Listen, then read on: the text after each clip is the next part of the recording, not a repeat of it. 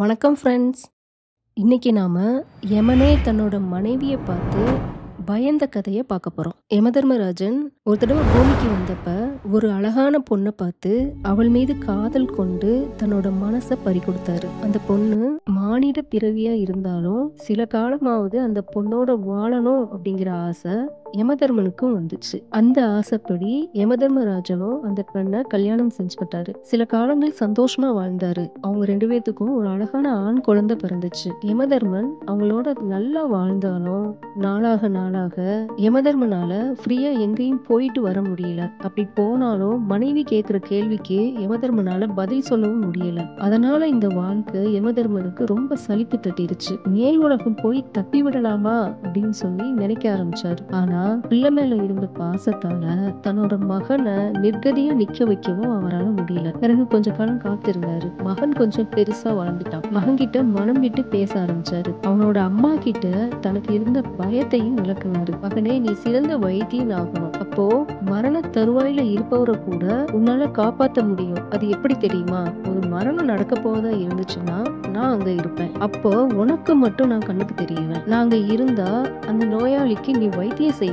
நீ வைத்தியம் செஞ்சு அவங்க இறந்து போயிட்டாங்கன்னா உன் புகழ் குறைஞ்சிரும். அதனால நீ யாருக்கு வைத்தியம் செஞ்சாலும் நான் அங்க இல்ல அப்படின்னா மட்டும் தைரியமா மருந்து கொடு. அவன் பழச்சிருவான். அதனால உன் புகழ் மேலும் மேலும் பரவும். இதுதான் நான் உனக்கு கொடுக்குற வரம் அப்படின்னு சொல்லிட்டு தன்னோட மகனை கட்டி அழிச்சு அழுது புலம்பிட்டு மனைவி கிட்ட சொல்லாம யமதர்மனும் அங்கிருந்து மனைவி ஓடிட்டாரு. சில காலங்கள்ல மகன் மருத்துவம் படிச்சு தேர்ச்சி பெற்றான். யமதர்மன் சொன்னபடியே அவன் வைத்தியம் பார்க்க செல்லும் போனாலும் தன்னோட அப்பா யமதர்மன் இல்ல அப்படின்னா அவங்களுக்கு மட்டும்தான் வைத்தியம் பார்ப்பான். யமதர்மன் இருந்தா தன்னோட அப்பாவை கையெடுத்து கும்பிட்டுட்டு காப்பாற்ற முடியாது அப்படின்னு சொல்லிட்டு வெளியே வந்துருவான். அதனால அவன் வைத்தியம் செய்யும் போது எல்லாருமே பழச்சிட்டாங்க. ஒருவர் கூட சாகல. இத பார்த்து எல்லாருமே ஆச்சரியப்பட்டாங்க. இந்த வைத்தியர் கைவிட்டா இனி மரணம் தான் அப்படின்னு அவனை ஊரே புகழ்ந்துச்சு. இவ்வாறே சில காலங்கள் நடந்துச்சு. ஆனா ஒரு நாள் அவன் இருக்கிற ஊரின் அரசரோட மகளுக்கு உடல் நலம் சரியில்லாம போச்சு. எத்தனையோ வைத்தியர்களை பார்த்தும் பலன் இல்ல. பிறகு அரசனும் யமதர்மனின் மகனை அழைச்சாரு. அவங்கிட்ட என்னோட மகளை காப்பாத்தி கொடுத்தீங்க அப்படின்னா என் மகளையே உங்களுக்கு கல்யாணம் செஞ்சு கொடுக்குறேன். மேலும் என்னோட ராஜ்யத்தையும் உங்களுக்கு தர்றேன் அப்படின்னு வாக்கு கொடுத்தாரு ராஜா. அவனும் சரி அப்படின்னு சொல்லிட்டு அரசர் மகள் படுத்திருக்கும் அறைக்குள்ள போனான்.